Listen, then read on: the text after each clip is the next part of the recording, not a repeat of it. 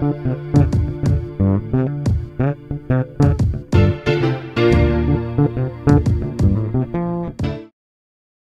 to 3 Count Commentaries. Today we'll be talking about Bubba Ray Dudley on Broken Skull Sessions. Now, normally I try to find some thread that goes through the episode to get a sense of what you can learn from watching this episode.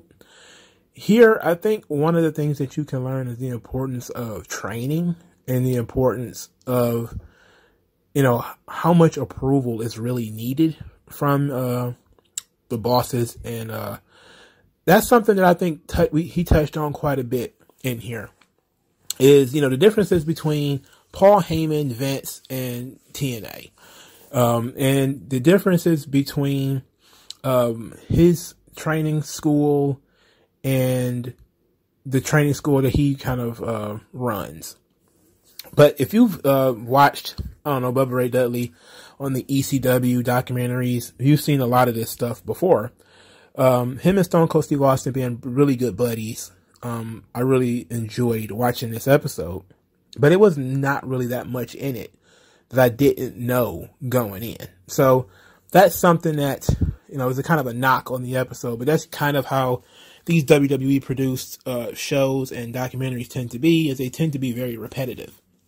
As, they talk to the same people about the same stuff over and over and over again. Now, you do get some new details, and that's, interesting. But for the most part, it is just rehashing a lot of the stuff that you already know if you are a dedicated watcher of this kind of content. So that being said, I didn't know that Steve Austin and Bubba Ray Dudley actually debuted in ECW on the same day. This was the first opening story that Bubba Ray Dudley told, that the day he took the choke slam from 911 and he was the manager, not the manager, but the bodyguard of Bill Alfonso, Steve Austin started doing his parodies of WCW the exact same day. And he told the story of, basically meeting Tommy Dreamer. And Tommy Dreamer told him to come to the show, and Paul saw him, but never told him what he was actually going to do until 10 minutes before he was supposed to go out there. And Paul comes over to him, tells him, hey, when the time is right, 911 is going to give you the choke slam. You go up for it, you take it, and that's it. And he did it perfectly. He was 400 pounds at the time, but he was able to really make 911 look good, and that was what got him into ECW. So I really like that. And he starts talking about his training. And this is something I feel is very important, because he says he credits Johnny Rodz with his training, because the guy who actually trained him ripped him off for $2,500, and he never actually learned anything. That he mentioned that this trainer was a former job guy for the WWE. I don't remember what the guy's name is. I think I did find out what his name was eventually, but I don't remember what it is now. And he worked the indies as Mongo Vile. That's interesting. He said Mongo was the name that he got in the fraternity, and Vile was just Vile, the regular word, but it was spelled differently, V-Y-L-E. And he says that he had some knowledge before ECW, but he didn't really know how to work because his training was really just kind of trash. He said he feels like he was trained by Johnny Rodz, who was also the trainer for Tommy Dreamer, Devon Dudley, and Taz. Johnny Rodz is actually in the WWE Hall of Fame, and a lot of people have bitched about that because he was a job guy. He was never a superstar, but he managed to get put into the Hall of Fame anyway because of his training abilities or something like that. So that was actually pretty good. But he says that he learned a lot while he was in ECW because it had such veteran talent, such as Terry Funk, Shane Douglas, and Bam Bam Bigelow, and of course Paul Heyman as well. People who had a lot of experience were in ECW. And if you go back and you watch those early ECW days, you start seeing that Jimmy Snuka was there. Don Morocco was there. Before he died, Eddie Graham was there. Eddie Gilbert, I'm sorry, not Eddie Graham, Eddie Gilbert. So yeah, you had a lot of guys that were there because at the time, 95, Ty Gordon was still there. But when Ty Gordon first really got started in wrestling, he was a fan of the Memphis style, and he was a fan of those guys. And he took some of the people who were over in the Northeast and just kind of applied the Memphis style to the Northeast and made something different and knew that was there. And when Paul came in, things changed a little bit more because, Paul's definitely more of a New York City kind of guy. With Todd Gordon has talked about this New York City versus Philadelphia back and forth thing that they had in ECW where, which culture will sort of take over. And of course, the New York City culture took over when Paul ultimately became the owner. But it was Todd Gordon that kind of cultivated the original veteran class of ECW, bringing in Terry Funk and Snuka and Don Morocco and Eddie Gilbert. And, later on, Bam Bam Bigelow would come in there. And, those guys. So you got to give Todd Gordon a lot of credit. And he tells his story, Bubba Ray Dudley does, of Bam Bam Bigelow teaching him how a big guy should put on his boots. And I feel like that's a very interesting story. And it's very useful. He tells the origin story of the Dudleys. If you watch the ECW documentary, you know the origin story of the Dudleys. If you don't, then you probably should. I think it probably is a clip of Raven discussing it, because it was mostly Raven's idea from my understanding. But Raven and Taz came up with the concept from the movie Slapshot of a old territory wrestler who traveled from town to town, and each town he would have a child. And that child would become one of the Dudley Boys. So that's how the Dudley Boys were created. Sign Guy Dudley and Big Dick Dudley and and all this. And there were these sorts of things. So he talked about after he took the choke slam and was offered a job, he was afraid of two things. Being named Bubba and being asked to shave his head. And Paul asked him to do both of those things. And he ended up being Bubba Ray Dudley, who was originally supposed to be the son of Big Daddy Dudley from West Virginia. He was a stuttering, dancing moron who did power bombs. He was sort of no way to put it nicely, he was sort of the slow brother. And that was his gimmick. And he said that, he occasionally worked, but he didn't work that often. And then he worked with Gigolo Jimmy Del Rey, who was one of the Heavenly Bodies. If you listen to Jim Cornette, you probably have heard him talk a lot about the Heavenly Bodies. And he said he worked with Gigolo Jimmy Del Rey, and that's when they sort of exposed that he didn't know how to work. That he was basically all gimmick. He was all smoke and mirrors.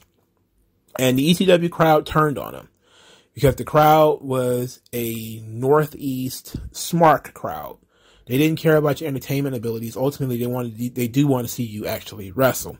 And because he wasn't really very good at that, they turned on him, and they pretty much shit on everything he did from that point on. So he talked about Devon, his introduction, and what the Devon Dudley mission statement was to be the brother that's going to straighten out the family, and that he was going to be the tough talking, he said, Samuel L. Jackson of the family.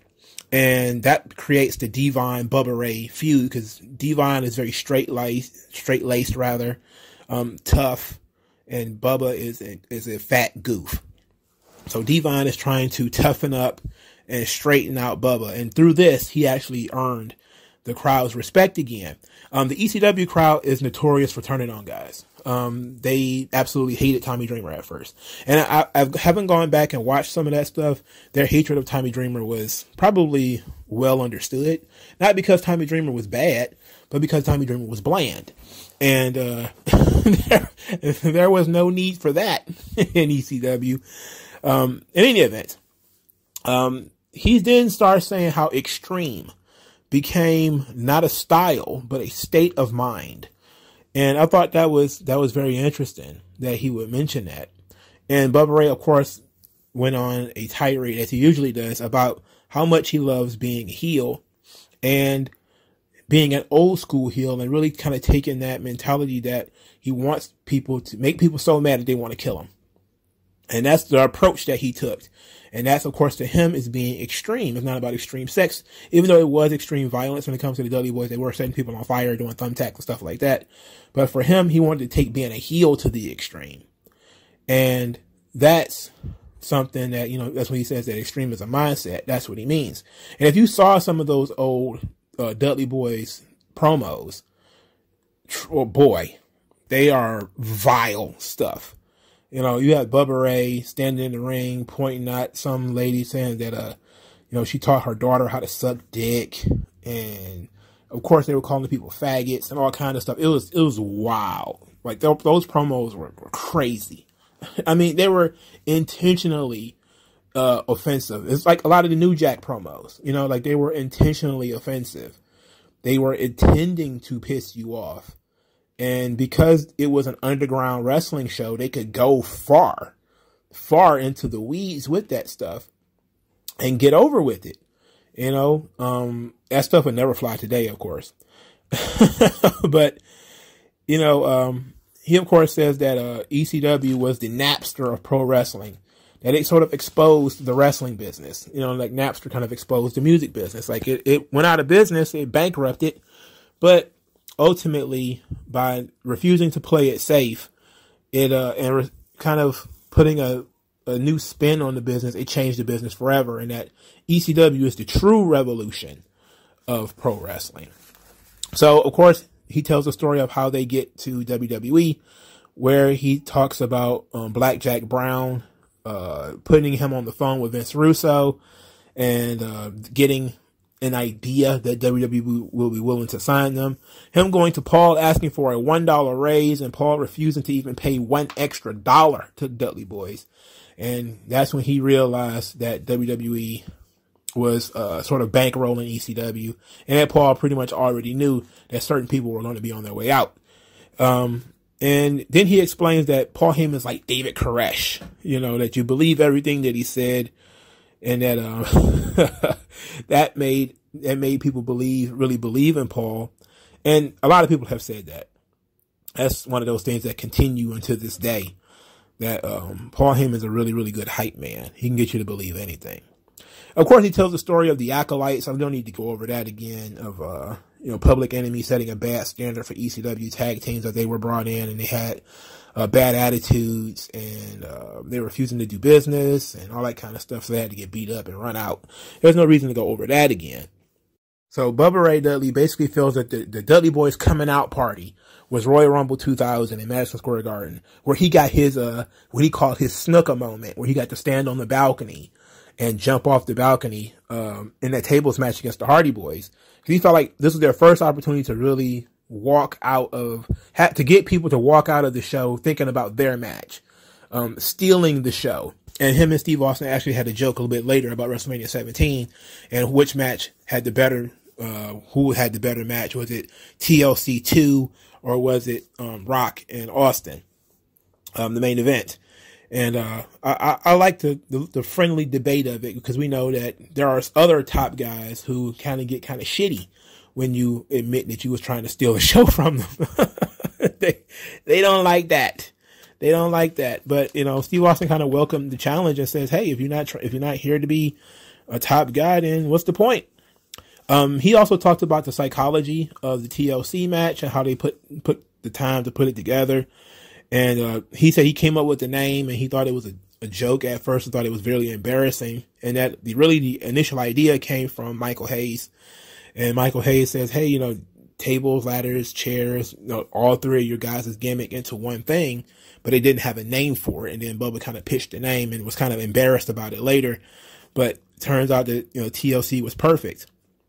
And he says that TLC 2, which was WrestleMania 17 match, had 4 or 5 minutes shaved out of it right before, about an hour before it actually occurred. So they were changing things on the fly. And they actually debated about which spot should be the last spot, whether it should be the Edge spear on Jeff Hardy or whether it should be Bubba Ray and Matt Hardy going through the table. And that was interesting. Talking about this stuff, Steve Austin basically said, man, after all of these falls, you know, the fire, the thumbtacks, how are you feeling? What's your body feel like? And Bubba told him that he feels great at 50. He's 50 years old and he doesn't have any aches and pains and nothing like that. And I find that very hard to believe. I believe him when he says it because he's one of the few people that has said it. But he said that, you know, he feels great. So he talked about the singles run from 2003 and that he didn't feel confident and that he didn't feel like there was a such thing as folding. Like basically you couldn't just give up because you were in this position. But he also didn't feel confident in being a singles performer. And he says that he went to Vince and told Vince, look, I don't like this singles idea when they was, pitched it to me about breaking up. He said that nobody will truly believe that when Road Warrior Hawk or Ricky Morton is challenging Ric Flair for the world title, that they will actually win. And he says he kind of felt like he was in that position, that nobody would actually believe in him in beating Triple H for the title. Nobody would actually believe it. Now, they didn't mention that Bubba did hurt Triple H. Now, this is an absolute fact, and it was on video. It was, I think he botched a power bomb. That he was supposed to power bomb Triple H to a table, I believe it was, and he dropped him. And then later, it was said that maybe, I think something had happened to Bubba Ray's arm, that his arm had went out, and that kind of killed his singles push. Because remember, he was the first opponent when Triple H got the title. I mean, I think he was the first opponent, and I think Rob Van Dam was the second. But Rob Van Dam was the first pay-per-view opponent. But they were starting to push Bubba as a single star, and they had that botch with Triple H, and that was kind of it. I'm surprised they didn't mention that here, because I think that would have been important to why the singles run didn't work out. And also another interesting thing that I thought was funny is Bubba Ray ended up getting the Brock Lesnar duties because Steve Austin walked out. So it was a nice little story that he had to work with Brock after Austin refused to. So that was Austin laughed at him, of course. I love how Austin does shit and people bring it up. He's like, hey, I don't know what's going on, man. I wasn't in the right frame of mind. And then he just kind of goes on with it. He laughs at it. Like, yeah, sorry you had to do that job. So the Dudley Boys return was actually planned earlier in the day when they made the big comeback at Survivor Series. And that's when he tells the story that he doesn't believe anybody believed in him as a solo act. And that was interesting. So he says that they went down to OVW after their contracts had expired to work with Eminem, Mercury, Nitro, and Melina. And that they were basically sat at home until a One Night Stand came around. They did that show, and then they were asked to take a pay cut in 2006 or 2007 or something like that. They refused to take a pay cut, so they left and went to TNA. So the story goes that they were in TNA. He had a ton of fun while he was there, but the accountability was the difference. That in TNA, no matter what happened, there was nobody back there to really critique you. There was no old man at Gorilla with his glasses down on his nose and giving you a thumbs up or a big hug or anything like that. So he says the accountability was the main difference. And if you could just stop to think about that for a minute, and it's almost like Vince is the secret ingredient and the poison at the same time. In some degree, he might be a little of both, where he says that he never chased the hug. And you want to make sure he's not a hug chaser, but that he was always, give him the big thumbs up, let him know that this is working. What you're doing is working, or I approve of what you're doing. And of course, Paul is the immortal hype man, but Paul was the master motivator. Vince is just kind of the judge. Thumbs up, thumbs down, whatever. And then there was nobody in TNA, so they basically just got to do whatever they wanted, essentially. Then he tells a story about Vince getting in his face once because he went overtime, and he says that Vince got nose to nose with him. He says, if you ever go over my overtime on my TV again, it better be as good as that. So that was great. And then he talks about how much he loved TNA and how much he loved his Japan run. And then he said that it got to a point where they had done everything that it was for them to do in TNA and in Japan and as a tag team. And Devon wanted to try being a singles guy for a while. This is when we got that epically bad, television title run with Devon and TNA. And that sort of left him to be the singles guy too. He had to run a singles angle as well. So he says that he pitched the original idea for the Dudley Boys breakup, which was all about the 3D, that nobody had ever kicked out of the 3D. Even Undertaker had refused to kick out of it. And they were going to let, believe it or not, Chris Sabin. Now, see, I don't remember the Dudley Boys breakup in TNA. That I memory hold that. I'm not even going to hold you up. I don't remember it. I probably should, right? But I don't remember that at all. But apparently Chris Sabin, oh boy, kicked out of the 3D. And Bubba blamed Devon for it and then beat up Devon because Devon was the weak link of the team. And he says from there, Bully Ray was born. And he said that, essentially this time when he was offered a singles run, he had a lot more confidence and he also had a plan. And that he had put together a year-long storyline, a year-long story arc, and creative just went with it. So I guess Bischoff was running creative at the time. And this, of course, came up with Aces and Eights. Now, the beautiful thing about this Aces and Eights and all this kind of stuff is the Bully Ray character was essentially Mongo Vile. Like, they showed pictures of Mongo Vile earlier. He's basically like One Man Gang, like the big, generic, biker-looking guy. And essentially, that's what Aces and Eights was for Bully Ray. And he basically adopted a similar look. He's basically a big, generic biker guy. But this time, he had 20 years of experience. Of cutting promos and being a character and knowing what to do. So he got to adopt bits of Mongo Vile and bits of Bubba Ray Dudley into the new Bully Ray character. So he said basically it was a dream. He got to work with Hogan. He got to work with Sting. He got to work with a lot of the top guys in TNA. And he had, absolutely no fear of working with these guys. These are guys, of course, that are larger than life figures that he never thought he would be working with as a singles act. And he says even here he was still learning because he didn't have a major concept of what to do. And he says he tells this story about working with Hulk Hogan and that he gets in Hulk Hogan's face. Him and Hulk Hogan are eye to eye. And in Bubba Ray's mind, he's supposed to be the cowardly heel. So when Hulk looks like he's going to flip out, he backs down and he leaves. And Hulk then in the back would tell him, don't you ever back down again. And then Bubba was like, no, he explained to him, like, look, I'm a heel. I can be the coward, yada, yada, yada. And Hogan says, no, you're supposed to stand toe to toe with me. If people see me up here and then you up here with me and then you back down, you go down a peg. And we want you up here. So to keep him equal to Hogan, he had to learn how to stand tall on his own and not play the cowardly heel. So now you have to learn that this guy who has, of course, a tremendous amount of experience, he never worked at this level before. So now he's learning how to stand tall as a main event performer and stand toe to toe with a guy like Hulk Hogan or a guy like Sting. And he also says like, hey, he got an opportunity to really work with Jeff Hardy as a solo act here and how they had a really successful run as solo acts between the two of them. And, he said he's got to do a lot of things as Bully Ray that he never really aspired to do because he never really was interested in being a singles act. But this opportunity sort of opened up itself and he just kind of fell into it.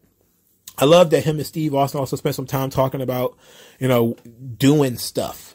And basically, Bubba Ray says, it comes down to three things: shine, come back, finish. So shine is, usually you would say babyface shine is making the babyface look good. Then you put the babyface in peril. Babyface makes a comeback, go to the finish. That's pretty much it. That's a basic skeleton of a wrestling match. And he says Bubba Ray and Austin sort of agree, like, you really don't need to do anything else except shine, come back, finish. That's pretty much it. Raven did a long talk about this sort of thing. And the necessity of the shine, because Raven doesn't really care about the shine part. And to be quite honest, I think Raven is right. Like when you think about matches where the babyface is in control for too long, that's a problem. And with 250-50, that's also a problem. But it depends on the performers and the story that they're telling in the match. So I felt like that was a very interesting thing too. So the final run in WWE, they didn't really go into any detail about it, but he said he got a call from Road Dogg and asked him to be in the Royal Rumble. He said he had actually never been in the Royal Rumble before. So this is the first Royal Rumble match he's ever been in. So this is a guy, again, 20 years in, he's still doing stuff he's never done before. He's still learning. This is a guy who's continuing to learn. And, he does the stuff with R-Truth, and he said he called Devon first to make sure it was okay for, to do the Dudley Boys sort of gimmicks with R-Truth, and he's able to do that. Then he tells a story about the 3D Wrestling Academy and how he felt like working the indies, there was something missing. And we're working in the indies or working in TNA, there was, he says, quote, the energy, the respect, and the training were missing. And that so he wanted to create something that brought that respect and that talent back. And that ended up becoming the 3D Wrestling Academy. And so Jessica Carr, who is Edge's favorite referee, came out of the 3D Wrestling Academy. There were some other people there that he mentioned, but I don't remember their names especially, but I just remember Jessica Carr. Then, of course, he talked about Busted Open Radio, which, he talked about how wrestling is down to sort of the diehards. And that, he wanted to go for a fair assessment of what a wrestling business is currently. And try to give his fair opinion on, having been a guy who was in the business for so long and did it for so long. He wanted to give a fair assessment of what things have been going on. And I really enjoyed this episode, even though a lot of it was stuff that I knew before, obviously. I had heard him talk about his work in TNA before. So a lot of it is, if you are a fan and you sort of follow this sort of stuff already, it's interesting, but it's nothing groundbreaking. But like I said, I walked away with, the importance of actually learning what the fuck you're doing, because he was a guy who was a man of size. He was a big dude. He looked the part, but he didn't have the internal mechanics. He was never really properly trained until he was already on the job.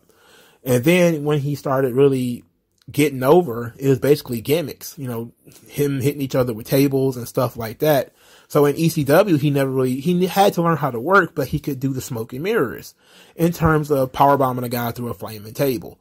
You could powerbomb a guy through, thumbtacks or barbed wire or whatever. You never really you didn't need to know how to work. Not really, and, you could probably listen to some guys talk about, people who came out of ECW. And I remember Booker T, he took a shot at Mike Awesome by saying that, when he watched Mike Awesome on TV, he thought Mike Awesome was great. And then he had to actually work with Mike Awesome. He found out that Mike Awesome was the shits. And that was pretty much the story for a lot of guys who came out of ECW, is that they had a great presentation, but Paul was covering up so much shit that these guys really didn't get fair assessments of their talent until they left the cocoon. And then once they left, everybody, they kind of got a bad reputation for being guys that weren't really all that good. They were kind of spot monkeys, or they just were used to being able to fall back on, no disqualifications, no countouts, that kind of stuff.